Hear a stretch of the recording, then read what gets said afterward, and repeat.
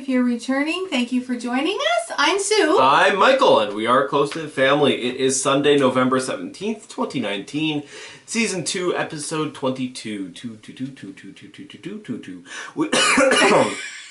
Don't hurt yourself. We are a knitcast from Armstrong in the North Okanagan region of British Columbia, Canada, following my adventures as a newer knitter and our ongoing yarn and knitting addiction. Hi.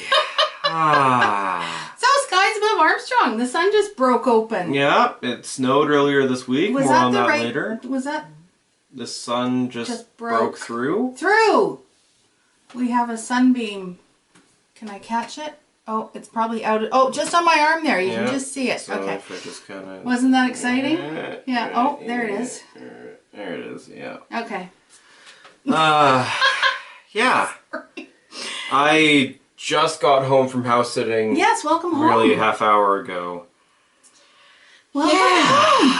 He hasn't been kicking around for a while, so that's nice to have you home. Okay, so I am going to start out today with a little PSA. Breaking news. Except at this point, it's not breaking news. Public service announcement in case you haven't been aware.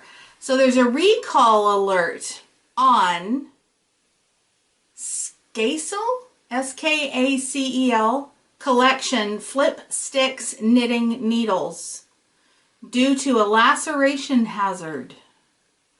When they cut. So there's a link that Michael put. I'll put at down the in bottom. the description. Yes. So if you have Skacel, S-K-A-C-E-L collection Flip sticks with an X. Knitting needles. You might want to check that and just see if, you possibly might hurt yourself. Mm-hmm. Knitting. There is a recall on them. Potential damage sport. Yeah. So yeah, there's that. And, oh my goodness.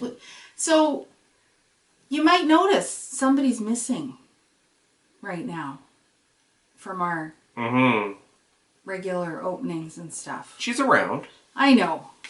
She's not here right now. I said, well, we should probably start with Jude's story because she's she's probably gonna be telling it, and she's not here. So yeah. So earlier this week, I came home. Well, we had some snow. Yeah, we had maybe an inch. Yeah, not much at all, but it was. It melted away the next day. It was that heavy, wet. It was sticky. It wasn't snow. It was slush. Gross kind of snow. And I got home from where I'd been out all day. Yeah. And I had texted you about the possibility of me coming here to pick up something. And then I said, no, that's not happening. And then I decided it was actually happening. So I got home and I had intended to, I was grabbing the key for the mailbox because I had an announcement or a message that said something that I was desperately waiting for. Spoiler alert, was in.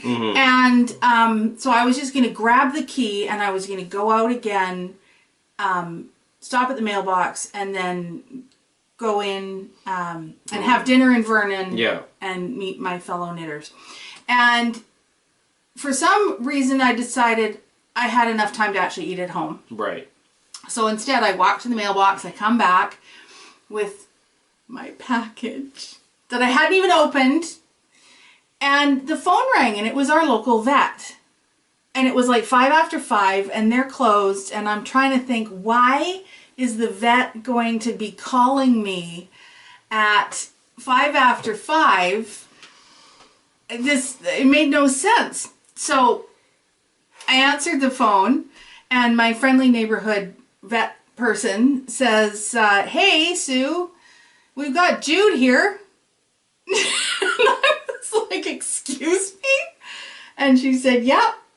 One of your neighbors found her. She was all like caked in snowballs chunked onto her with great big ice chunks under her paws, and she was having trouble walking, and they picked her up and took her home and thawed her out and then took her to the vet to see if they could read the tattoo, which it took 3 of them to hold her down so they could read the tattoo.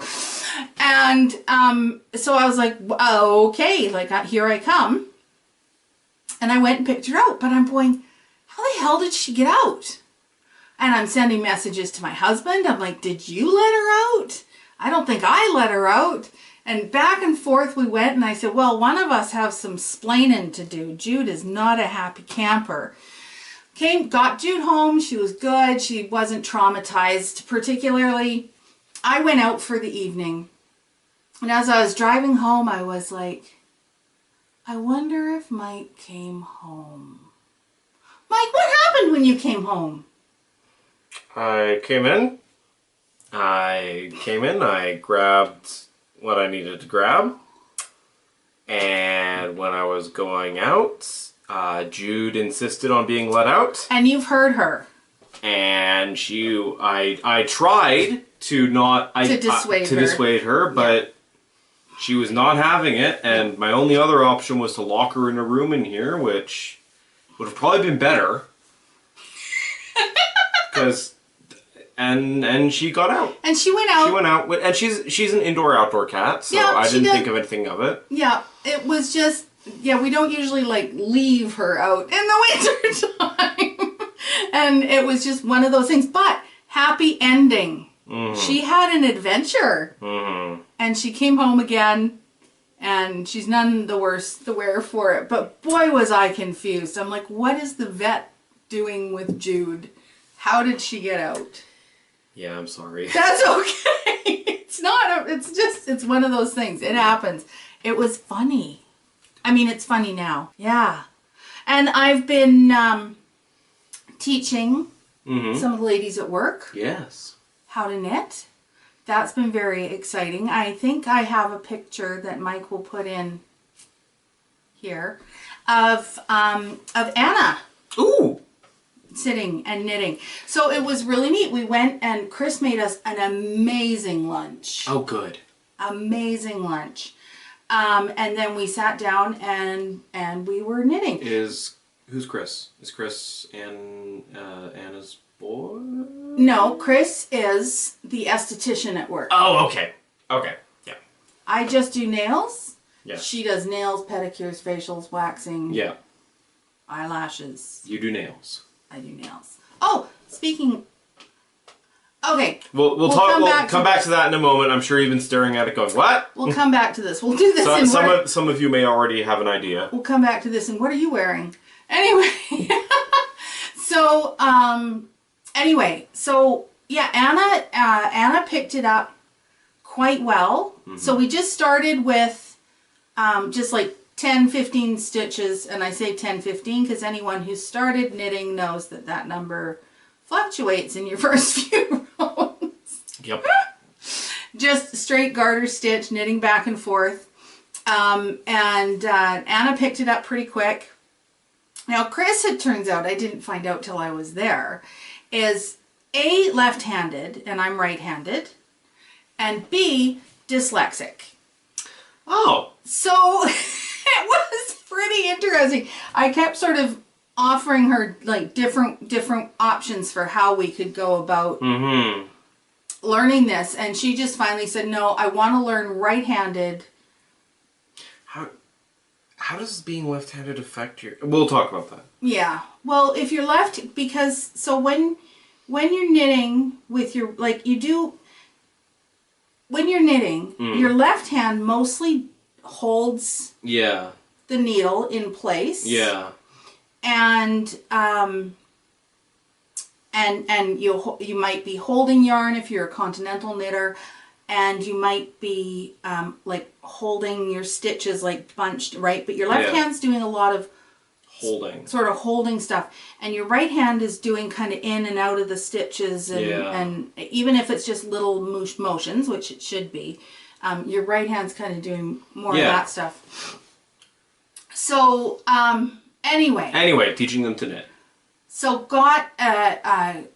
Chris actually did really, really quite well. Cool. So she went with standard throwing right-handed knitting as her option. And Anna has done crochet in the past. Chris has done nothing. Yeah. So Anna's done crochet in the past, and I could not get her to throw with her right hand. So I said, that's fine. we'll do continental then. You can hold your yarn in your left hand and I showed her how to pick the yarn through knitting continental. And then I'd go and I'd help Chris and I'd look back and Anna was still like dropping the yarn and picking it up and wrapping it around and dropping it and wrapping around. And I'm like, okay, no, you just hold the yarn. Yeah. Anyway, so Anna's got this really interesting technique, which is throwing with her left hand. Okay. So she's still knitting right-handed, but throwing with left. her, holding the yarn in her left hand and throwing. I want to see this. It's quite interesting. So then when she showed up at work, and I was like, okay, well, she'd done a whole thing, really nice garter stitch. So I said, well, now you should try purling. And she, boom, got purling, no problem. Good. Well, as soon as you understand knitting, then purling is really just the opposite. Yep. And so then I said, okay, we'll do some knit 2, purl 2, just to practice going back and forth. She never yarn overed, which That's impressive for a new knitter, Right? So... and switching between knitting and purling, that's... Yeah. So then she said... She'd come with me to the yarn store to get the needles. And so she's in the yarn store and you have to understand, Anna is vibrant and sparkly. Yes. And... She's a... I would say she's a big soul. But color and sparkle and bright and all of those things. So she's in the yarn store, of course, and she's just like, the yarn. So then she said, because we had agreed on the project we were going to start on. Which one did you go to? This one. Twisted Pearl? Because we just walked from work. Oh, yeah, of course. So, oh, there's the sun. Yeah. And so we go, so she said, she said, I don't want to do the project we agreed on, which we were going to do the flax sweater. Just do a small one. Okay. And then if you like it, do a bigger one. Yeah. So I said, okay. She said, can't I just do something real quick, like something bright and colorful that I can wear around my neck? And okay. so I looked on Ravelry and there was a 2x2 rib circular cowl. Oh, okay. And it's like, what could possibly be easier when you already know how to 2x2 rib? Yeah. So we went and she picked out some yarn. She's holding two.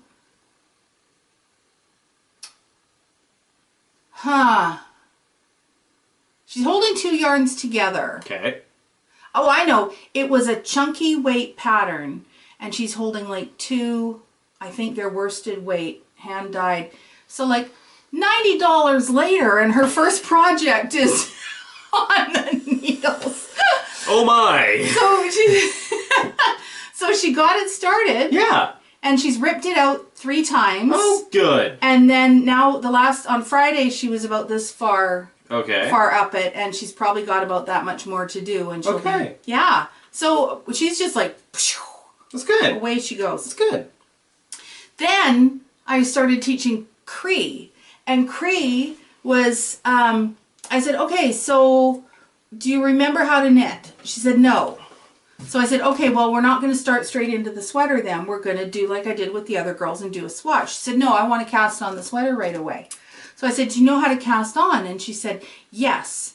So I said, okay, go ahead. And I'm watching her and she's just sort of wrapping yarn and she looks at me. She says, I don't know what I'm doing. So I showed her how to cast on doing long tail cast on. And as she's going along and she's like, there has to be a faster way than this. And I'm like, dude, it takes the time it takes. So she gets cast on and then I said, okay, and now you're going to do a 1x1 rib. So that's going to be knit 1, purl 1. Yeah. And she's like, okay. And I said, so I showed her how to do a knit stitch and how to do a purl stitch. Yeah. And off she went. Like, talk about but she has knit, knit before. She's never done purling before. Okay. So I'll see when I see her, I guess this week, maybe she'll get the rest of that done. But she's just diving straight into the sweater. She's not going to have it any other way. Okay. Yeah. So it's if that's how you want to do it. that's how it happened. And then this week. Yes. Hi, Lori. I got a message from Lori, and she said, I need to talk knitting. Can you call me when you have a minute? So, Okay. so I called Lori up, and Lori had two things going on. One was she was having some trouble with a lace pattern and with how many stitches, and she was always ending up with the wrong number of stitches at the end of the row and Okay. stuff. So I gave her some advice, like, put in stitch markers for your lace pattern so that you know that part's working. And Yeah. then, and so she's okay. She was going to try that, and then it was she had taken a sock class learning the Fish Lips Kiss heel. Okay. Now, I've never done specifically the Fish Lips Kiss heel. I've Okay. only ever done a short row heel, Okay. which, as far as I'm concerned, all the short row heels are the same, Okay. basically. Yep. So anyway, so there I am. I'm over the phone. I'm getting Lori straightened out on how to fix up her knitting problems, which I thought was pretty good. Yeah. So then she called me the next day and she said, nope, I'm still in trouble with this lace thing. So we ended up FaceTiming. And Lori's holding the camera away from her, so she can't even see what the camera's looking at. camera's looking at. And I'm like, no, lift it up. No, move it down. No, now move it to the other end. Now move it back this way. Where's the pattern? Show me the pattern. We're going back and forth. It was just crazy. That sounds crazy. Anyway, but I think we kind of, again, I think we got her sorted out there. Yeah. So if you ever need phone support for your knitting, apparently I can help with that. Okay. Yeah. Okay. And what you had something that Robin had said to you about her experience with learning to knit. Yeah, so Robin and I went to meet some of her extended family, this was the first chance they had to catch up in a little while, and Robin mentioned that I was trying to teach her how to knit, that I knit, and that I had attempted to teach her how to knit, and it didn't work. But what I really liked about that was she said, my tension was good, my attention was bad. and I don't know, I just thought that was really good. It was a good, knitting didn't quite work for me. Tension was good, attention was bad. Yeah. And it's sort of, not everyone has the attention span for knitting. Not everyone has... No. I try to say that knitting is something anyone can do, but... Anyone can do it. Yes. But there has to be an interest. Yeah, absolutely. There has to be an interest to do it. Yeah. Yeah. But yeah, I mean, having said anyone can do it, my left-handed dyslexic friend is getting it under control, so that's kind of cool. Mm-hmm. And I've been learning about knitting karma this week. I think the knitting gods are trying to tell me something. I don't know. Okay, first off, this. So for a while I've been talking about my sore wrist, my tendonitis. Should I be knitting? Shouldn't I be knitting? Okay, I'm knitting. You should not be knitting. I'm knitting anyway. Well, I was given shit this week because it was like, it's not going to get better. I'm going in for treatments, and it's like, we can keep doing treatments forever, but if you don't rest your hand, it's not going to get better. And so then I said, okay, let's define resting my hand. Is it taking it easy or pretending I do not have a left hand? Mm-hmm. So I do not have a left hand is how I'm supposed to be approaching this. Which obviously means no knitting. All of my crafting is out.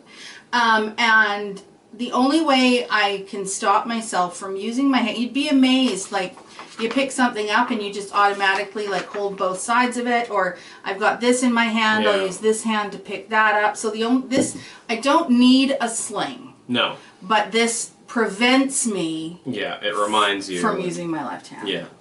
Yeah, because it's like, I can't get it out. So this is the Catherine Ann shawl. a pattern available for free on Ravelry, designed by Yes. Sue Garens. It makes a great sling. Makes a terrific sling, and it looks great in Allison Barnes yarn. Mm-hmm. I have one over there in, was that Midnight Cravings? Yeah, no. I can't remember what that was. Oh well. I know I got it at Knit City. I can't remember. No, I can't remember. Was it Black Cat? No. No, I can't it was remember the either. people from the South Okanagan. Or from the Okanagan, the Dyers. Is Oh, that Midnight? No. Isis! Isis. Isis Fiber Arts, yes. Isis Fiber Arts. Yeah. Yeah. Yeah. Isis. Okay. It was Isis Fiber Arts. Isis Fiber Arts. Yes. It was. Yeah. And this yarn was from Lolo Did It. Mm-hmm. And yeah, so that's the hand. And for those of you who are following my nail journey, here I'm like, ooh, how am I going to show you these? These are my current nails. Nice. So it's hard to... Anyway, they've got just sort of a little bit of a cable pattern. So work socks, anyway. Work sock nails. And I did those before I was told to stop using my hand. So this hand, I just had to put something on, and so it's got red. And I'm taking this off because I'm too hot. Now, our furnace came on. Yes, but you don't have a left hand. But I don't have a left hand, so don't ask me to. All right. Okay. So speaking of patterns on Ravelry, Yes. Yes. I decided last week, part of the whole granting yarn wishes things that happens this year, kind of on Instagram and stuff, I decided to put my basket weave pattern, the sweater, for free, and as part of the sort of like a reverse granting yarn wishes, because usually people put out there, they'd say, I'd like this, I'd like that, and someone says, okay, granted, but now I'd like this, I'd like that. Okay. And then, I granted that way, I granted 3 wishes today, this is what I'd like, whatever. Okay. So I'm saying, well, instead of, anyway, so I was making it available for free, my pattern. Yeah. What happened? And so it got downloaded more than 300 times for free, and I kind of said, okay, that's enough wishes granted. Yep. But because it had been free, and then it was getting posted on the free sites and stuff. Anyway, I went to #1 on Ravelry. Woo! Ow. Oh, sorry. So that was kind of cool. Yeah. The pattern got visited over 9,000 times in 24 hours.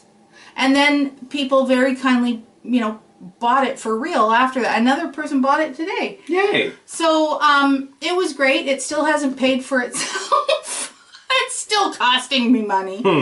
And I think that's part of the thing that people don't understand about the patterns and how much it costs to produce a pattern. Yep. Because I had one person who messaged me and they said, oh, it's, basically it was after it wasn't free anymore. Yep. And they said, oh, that's too bad because I really could have gotten into that pattern.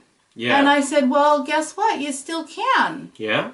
If it's a pattern you really want, it's only $7. Yeah. Yep.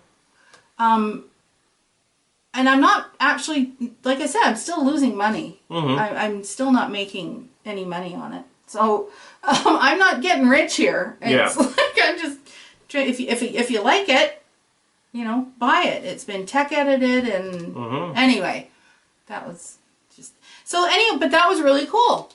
Like that, that hadn't been my intention. Yeah.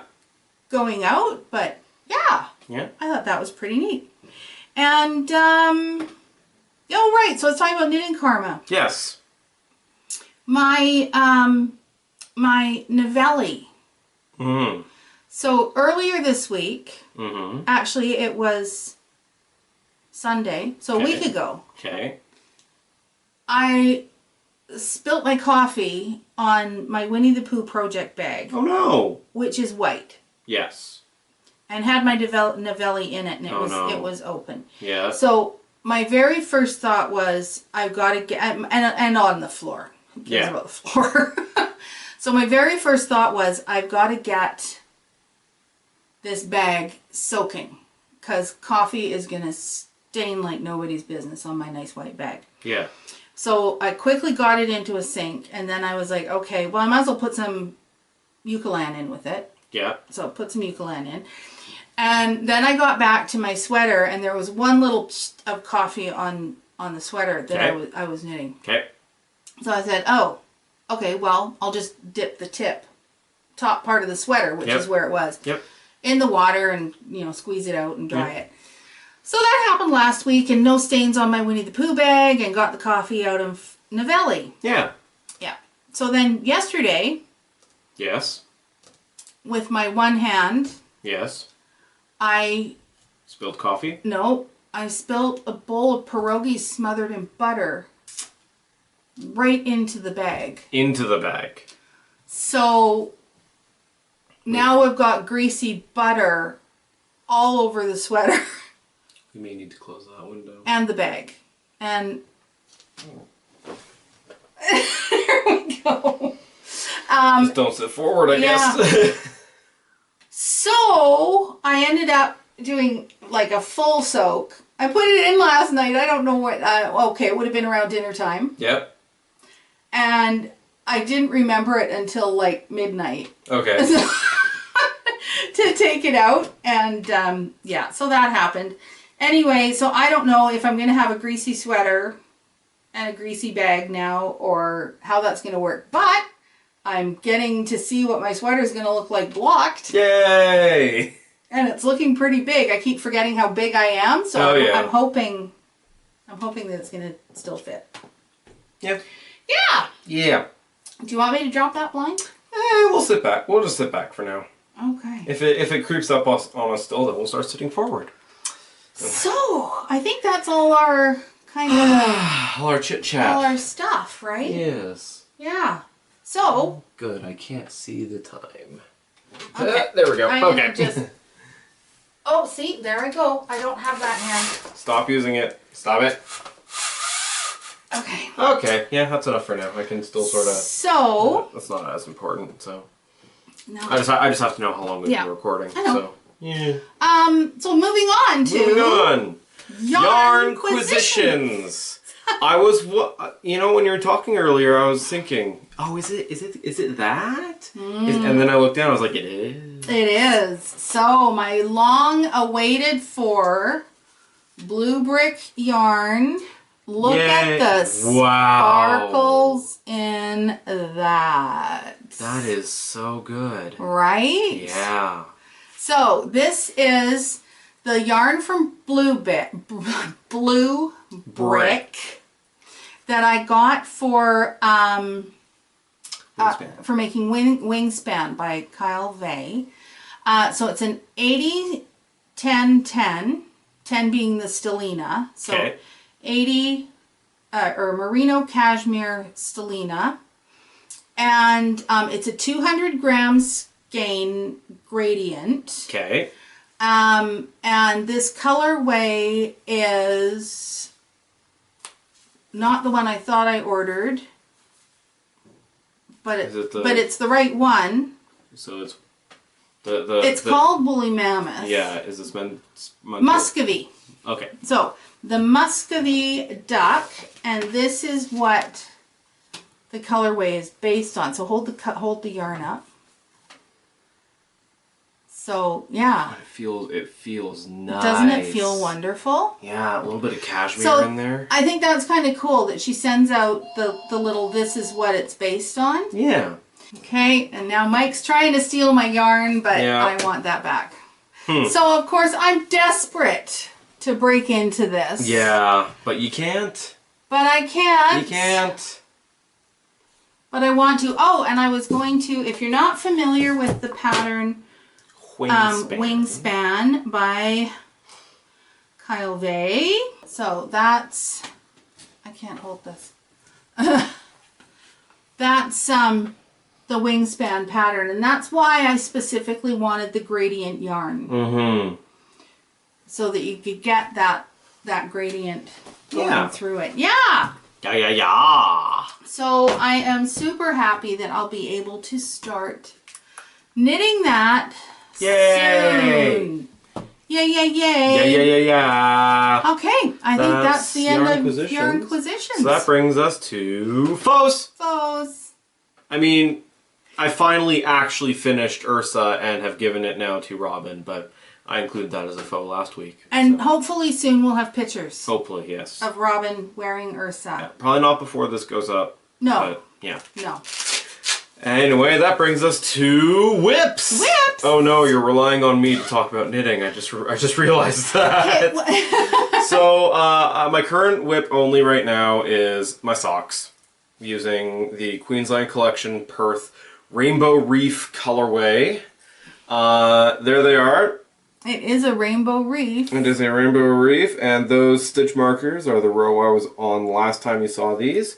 And it may be hard to see right at the top there, but I have now started the ribbing in preparation of finishing these off, because I just want them to be done. Yeah, they've been around for a while now, haven't they? This is since Valentine's Day. Yeah. So, Yeah. It's time. It's time. It is time. Yep. And have you decided what you're going to do next? Yes, I think my next pattern is going to be the heavy metal shawl. Yeah. Yep. Well, Mum pulls up a picture of that. I have chosen my yarn for it. It is going to be this wonderful colorway from Alison Barnes yarn that you gave me for Christmas. Okay. I think so. I can accept that. This is from her Struggle and Strength collection. This colorway is Self-Care is Not Selfish. I just really liked this, and so yeah, there's our light, and there's the heavy metal pattern. And by sheer coincidence, this is also a pattern by the Blue Brick. Yes, by Yeah. sheer. It's credited to the Blue Brick by the Blue Brick by Shireen Nadir. Mm-hmm. So yeah, I'm gonna get that started. It's knit on some larger needles, so hopefully this is a sock weight, or it's a basic sock base. And On 4 millimeters. 4mm needles, so it'll hopefully go by fairly quickly. Yeah. And this ball is just within the size. Oh, hello. Oh, hello. That's a spider. That's a spider. He's fine. Yeah. He's fine. Gonna disappear onto the floor. And Yep. we're And all good with we'll that. never see him again. Yeah. But the point is, just within the length that I need. So if I do run out, Mum has another ball of this lying around Well, somewhere. I have 3 mini skeins. Right, from your temperature scarf. From my temperature scarf. So the thing with that is that the It's going to be different. the separation between the white splotches will be Yeah. different. Yeah, because it has that little white. It's solid blue except for one little white splotch. Yeah. So yeah. And I'm sorry, did you say what this one's called? Self-care is not selfish. Self-care is not selfish. Yes, Yeah. which is something that I sometimes Struggle and strength. struggle and strength. Something I sometimes need to remind myself That's of. right. Yeah. That's right. All right. And my whips, I did do a bit more weaving Yep. before I went on my I don't have a left hand. Mm-hmm. And I don't think I might have knit a bit more. Well, yeah, because it's been like a week and a half. Yeah. So for sure, I knit more on my Novelli. I'm still Yes, because I'm about this far up. It's wet. Yep, it's right there. My Novelli. Is that your Novelli? No, that's my. Oh, that's your thing. Oh, and gosh. I'm gonna let Jude in. Let Jude in. The colors of this made me think of Novelli, but this is Catherine Ann. So, Yeah, that's Catherine Ann. Hey, Jude has made an appearance. Yeah, oh, see, she's telling you all about her poor self getting stuck outside and left there. Mm-hmm. Anyway, okay, so moving right along. Mike! Hi. What do you bring to the table? I bring to the table another one from my wish list. It is a game called Cash and Guns. Cash and guns. Oh, he's going back up again. Oh, he's going back up. Okay. Oh. Cash and Guns is a party game for between 3 and 8 players. In Cash and Guns, you play as a group of criminals who have just pulled off the big heist. And now it is time to divvy up the loot. Sorry. She fell through a hole in the table. Yeah, that was covered up by a piece of paper. Now it is time to divvy up the loot. And you all being a bunch of criminals are all heavily armed with prop foam guns that come with the game. Oh my gosh. And it's a very effective prop. I don't think the game would be nearly as good if you weren't. If you were just like that. But yeah, it's primarily a bluffing game. So everyone first decides, is their gun loaded or not? I'm sorry to interrupt you, but I was just saying, so there earlier we're going, where's Jude? Why isn't Jude coming and talking? She's outside. We forgot her outside again. At least there's no snow. No. Anyway, sorry. The prop guns. Yeah, it's a bluffing game. The first thing you choose is whether your gun is loaded or not, which you choose in secret. Okay. And Jude is exploring your tablet. She is. She's checking out patterns on Ravelry. And then everyone goes 3, 2, 1, point, and points their gun at one other person at the table. And at which point everyone has a chance to look around, see who's pointing a gun at them, weigh their odds of survival, and at which point you then do a 3 count. 3, 2, 1, banzai! Or, I'm out. If you shoot your gun, you call banzai! Or you just say, put your gun out and say, I'm out. Because being out means that you live. You don't lose any health. You have a health in the game. But you're also not taking any of the loot that is available this round. If you stay in the round, you're risking getting shot, which loses you health, but you get some of the loot. If the gun... Oh, it doesn't matter if your gun was loaded or not? No, it does not matter if your gun is loaded. Oh, okay. If you are shot, you will lose some of your health, right. But if you survive, then you get some of the loot. Okay. Yeah, it's a really cool looking game. And it's on my wish list. Ha! We love Jude. We love Jude. All right. That sounds like fun. Yeah. I can see Melina playing that. Yeah. Banzai! She'd be shooting everyone. Yeah. Yeah. But you only have so many bullets. That's right. Yeah. Okay, and in our events section, just something I found out the other day. So Knit City Montreal will be held in March. I thought you were about to say will be held in Montreal, and I was like, no, really? Thanks, Mike. I don't know. It will be held in March. I believe it's like the 26th, 27th, somewhere around there. Okay. Sorry, I probably should have had that exact information. But what I was watching the Espace Tricot podcast, and they were saying that they've been asked to host the Knit Night, which will be held on the Thursday night. You know, before all the events of Knit City in Montreal. Espace Tricot, I don't think you've talked about them before. No? I don't think so. Okay, well, they're a yarn store in Montreal, and they have a podcast. Oh, okay. Yeah, and they do a lot of amazing patterns. They're all free patterns. Right. So, the turtle dove sweater, the Missione accompli. Anyway. Mission accomplished. Missione, yeah, but it's French. En français. Yeah, anyway, lots of really cool patterns and stuff they release, and they have some really nice yarns and things, and lots of, so many cool stuff. Anyway, even if you go and check out their website, if not their podcast, it's really cool. Anyway, so yeah, if you have plans, to go to the Knit City in Montreal. If you haven't made plans to do that, but that's something that's within your ability to do, if you want to go to the knit night, you need to be there for the Thursday night. Oh, and down it goes again. Oh, hello. A little bit closer to me this time. We'll keep you posted on the progress of... I think he's planning... Oh, Jude's going to get him. Maybe not. I think he's planning a spider web because he's doing two up and down supports. Anyway, I think that's all our... Yeah. All our talking for now. So I'm going to be at least another week of pretending I don't have a left hand. It's killing me.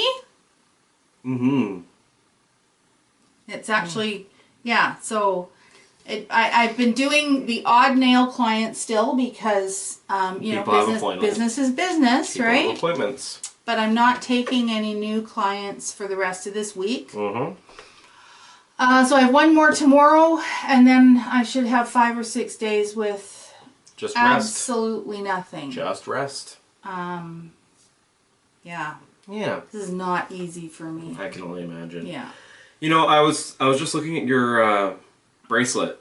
Yes. And I remembered the other day I was in the yarn store in Vernon, Twisted Yarn, picking up a darning needle because I realized I didn't have one of those in my kit. This is from Big Blue Mama. From Big Blue Mama, yep.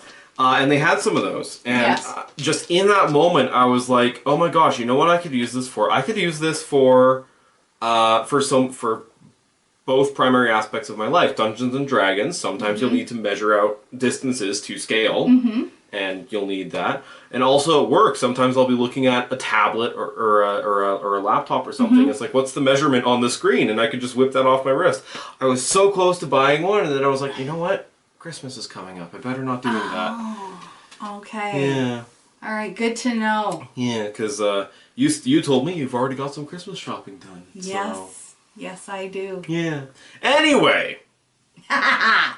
I think that's about it for today. I think it is. Okay. So you said your two major things, work and Dungeons and Dragons, but you can use it for knitting too.